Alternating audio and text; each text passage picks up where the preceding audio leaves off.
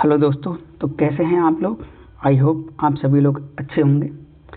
तो आज का जो वीडियो है वो वीडियो आपके सीटेट और यूपीटेट कंपैरिजन पे है। ठीक है, कि कौन सा बेहतर है, कौन से में क्या चीज़ आती हैं, किस में क्या ज़्यादा है क्या कम है, ठीक है, किस एग्ज़ाम का कितना बेनिफिट है। तो इस चीज़ का कंपैरिजन है यहाँ पे। तो आप इस वीडियो को एंड तक देखना, आपको क्लियर समझ आ जाएगा कि कौन सा एग्ज़ाम किस चीज़ के लिए है, किस पर्पज़ पे है, ठीक है, किसमें कितना डिफ़िकल्ट होने वाला है, कितना इजी होता है।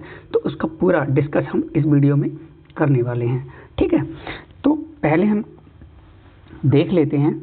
ये है सीटेट, ठीक है, सीटेट हो गया आपका और आपका हो गया यूपीटेट। तो दो एग्ज़ाम है ये, तो दोनों को समझते हैं। तो देखो, सीटेट जो होता है वो कराता है सीबीएसई, ठीक है, तो सीबीएसई कराता है और ये सेंटर लेवल पे एग्ज़ाम होता है, यानी कि पूरी जो भारत है उसमें ये एग्ज़ाम होता है। ठीक है, यानी कि हर स्टेट के लिए ये एग्ज़ाम एप्लीकेबल है। अगर आप सीटेट का एग्ज़ाम देते हो तो आप अगर कहीं पे भी टीचिंग वैकेंसी देख रहे हो कक्षा 1 से लेकर 5 तक और कक्षा 6 से लेकर 8 तक, और आजकल तो बहुत सारे स्टेट ऐसे हैं जो अगर आप टीजीटी का भी एग्ज़ाम दोगे तो उसमें भी वो पेपर 2 मांगते हैं। ठीक है, तो सीटेट आपका ऑल इंडिया लेवल पे होता है और जो यूपीटेट है वो स्टेट लेवल पे होगा, यानी कि उत्तर प्रदेश में जो स्टेट लेवल पे एग्ज़ाम होता है टीचिंग के लिए, ठीक है, एलिजिबिलिटी टेस्ट होता है ये, टीचिंग एलिजिबिलिटी टेस्ट, तो उसके लिए होता है। तो स्टेट लेवल पे क्या हो गया आपका, यूपीटेट हो गया, ठीक है, स्टेट लेवल पे, और सेंटर लेवल पे क्या हो गया, सीटेट हो गया। ये बात क्लियर हो गई। अब बहुत बड़ा कंफ्यूजन ये होता है लोगों को कि दोनों एग्जाम सेम है। भाई सेम नहीं है, इस चीज़ को दिमाग में बिठाओ। ठीक है, सेम क्यों नहीं है मैं बताता हूँ। उसका रीज़न ये है कि सीटेट जो एग्ज़ाम है वो आपका पूरा का पूरा कॉन्सेप्ट बेस्ड है। ठीक है, यानी कि इसमें कॉन्सेप्ट आते हैं। आपका पहले आपने क्या पढ़ा, आपको कितनी नॉलेज गेन हुई, वो किसी सिचुएशन में रख के आपसे पूछ लेंगे।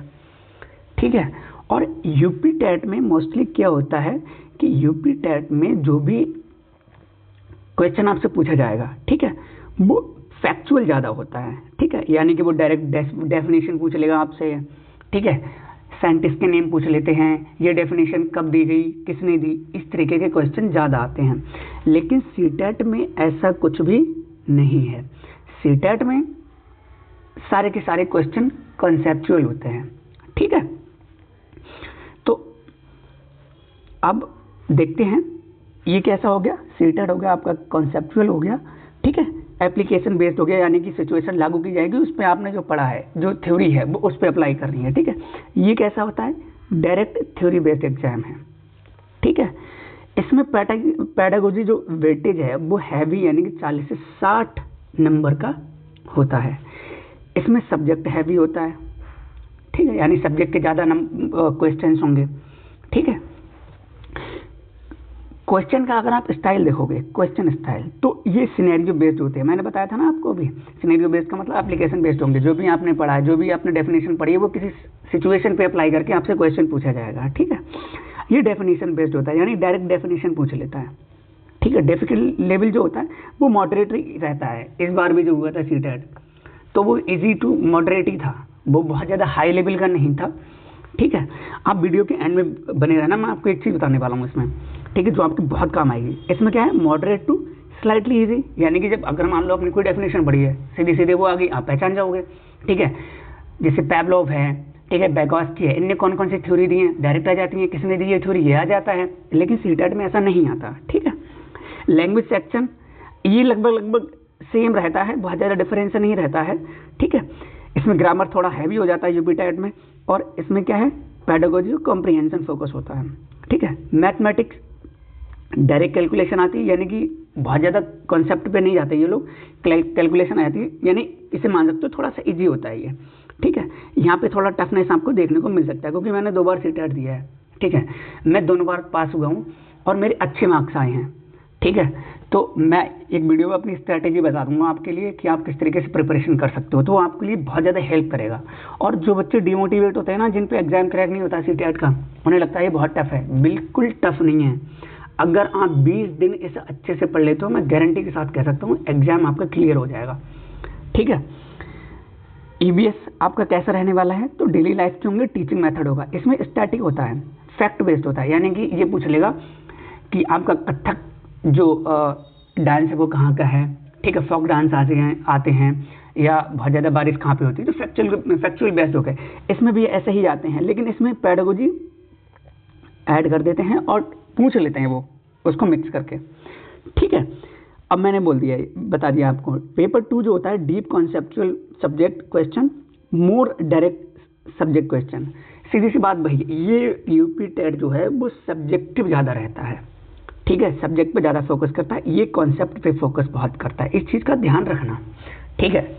आप समझो कि मैं डेफिनेशन रट के चला जाऊँ और साइंटिस्ट के नेम रट के चला जाऊँ, सन याद कर लूँ, तो उसके हिसाब से मेरा टेट क्लियर हो जाएगा। आपका एकदम वहाँ पे जाके आपका मोटिवेशन है ध्वस्त हो जाएगा। ठीक है। कोई फ़ायदा नहीं निकलेगा। ये आपका यूपी टेट में काम आ सकता है, लेकिन सी टेट में काम नहीं आएगा आपके। इस चीज़ को दिमाग में बिठा लेना आप। ठीक है। मैं आपको एक बहुत सही चीज़ बताने वाला हूँ, बस 2 मिनट और रखिए आप। ठीक है। क्योंकि मैंने एग्ज़ाम दोनों दिए हैं, दोनों मैंने क्लियर किए, मेरे को बहुत अच्छे से पता है किसमें कितना दिमाग ख़राब होता है।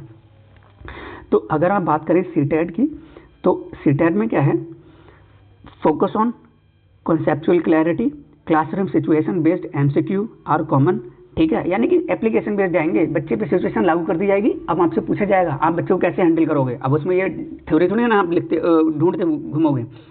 ठीक है। सीडीपी अच्छी खासी आती है, वो तो दोनों पेपर में आती है। कॉम्प्रिहेंशन लेवल अच्छा होता है इसमें। ठीक है। लेस फैक्चुअल, साफ साफ लिखा हुआ है लेस फैक्चुअल, यानी कि इसमें फैक्चुअल बहुत कम पूछा जाता है, मेमोराइजेशन कम होगा। मोर अंडरस्टैंडिंग बेस्ड क्वेश्चन, आपकी समझ पर डिपेंड करता है। ठीक है। तो इसमें भी आप देख लीजिए। ठीक है। More direct definition based question, grammar question comparatively higher, mathematical include direct numerical problems, EVS में include static factual content, less scenario based pedagogy compare to CTET. ठीक है। इस चीज़ का ध्यान रखना। अब मैं आपको एक चीज़ बताता हूँ, आपका जो यूपी टेट है, ठीक है, आपका जो यूपी टेट है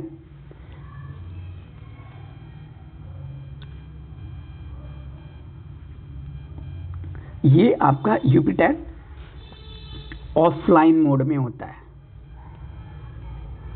ठीक है। आज मार्कर काम नहीं कर रहा ठीक से।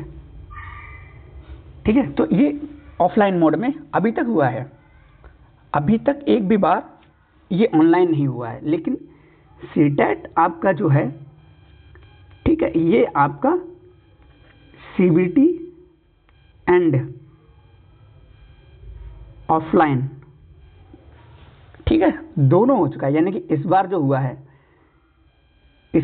वो कैसा हुआ है, ऑफलाइन हुआ है। ठीक है। ये ऑफलाइन हुआ है। अब मैं आपको इसकी रियलिटी बताता हूँ सीटेट की। आपके पास अगर पेन पेंसिल है तो आप लेके बैठिए। ठीक है। सीटेट की रियलिटी ये है, 2011 में जब ये पहली बार हुआ था तो उसमें लगभग 7,60,000 बच्चे बैठे थे और इसका जो पासिंग रिजल्ट था वो 9% था। ठीक है। कितना परसेंट था? 9% बच्चे पास हुए थे इसमें 2011 में। 2012 में जो पास हुए थे तो इसमें 9 लाख बच्चे एप्लीकेंट थे और इसमें से 6% पास हुए थे। ठीक है। 2012 में 0.6% पास हुए थे। ठीक है। 2012 में कितने हुए थे? 6%। 2013 में जो हुए थे वो हुए थे 10%, यानी 7,76,000 जो बच्चे थे उन्होंने फॉर्म डाला था, लेकिन 10% ही पास हुए। फरवरी 2014 में 7,50,000 बच्चों ने एप्लीकेशन फॉर्म डाला था और 1.7% बच्चे पास हुए थे।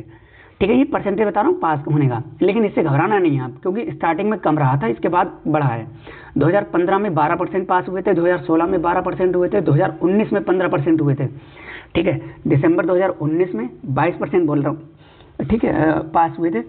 2021 में दिसंबर 2021 में आपका ये 28% हो गया था। 28% बच्चे पास हुए थे 2021 में। समझ में आ रहा है? इसके बाद 2022 में जो पास हुए थे वो पास हुए थे 35%। ठीक है, 35% पास हुए थे 2022 में। इससे ज़्यादा हाई रिजल्ट कभी रहा ही नहीं, 2022 से ज़्यादा कभी नहीं रहा। 23 में गिर गया फिर से, ठीक है, लगभग मान के चलो 20% के अराउंड रहा था।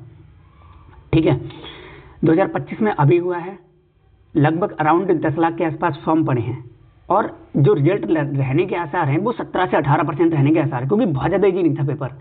ठीक है, मॉडरेट लेवल का था।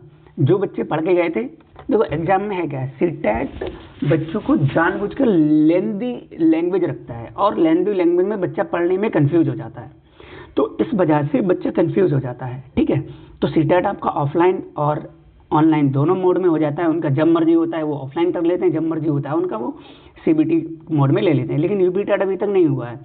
ठीक है, अगर आप सीटेट क्रैक कर जाते हो तो आप किसी भी स्टेट की गवर्नमेंट टीचिंग वैकेंसी देख सकते हो।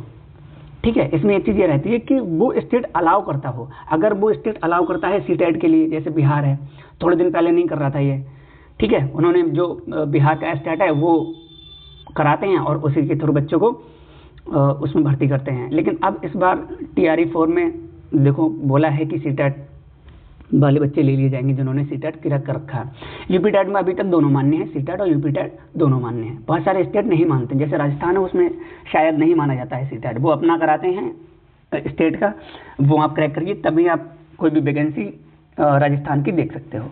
ठीक है, तो ये इसका स्मॉल एक क्या था, कंपेरिजन था। तो आई थिंक आपको समझ में आ गया होगा, और अगर आपको वीडियो अच्छा लगा तो प्लीज़ सब्सक्राइब कर दीजिएगा चैनल। ठीक है, और ऐसी वीडियो अगर आपको और चाहिए तो कमेंट बॉक्स में आप राइट कर दीजिएगा आपको किस पे वीडियो चाहिए।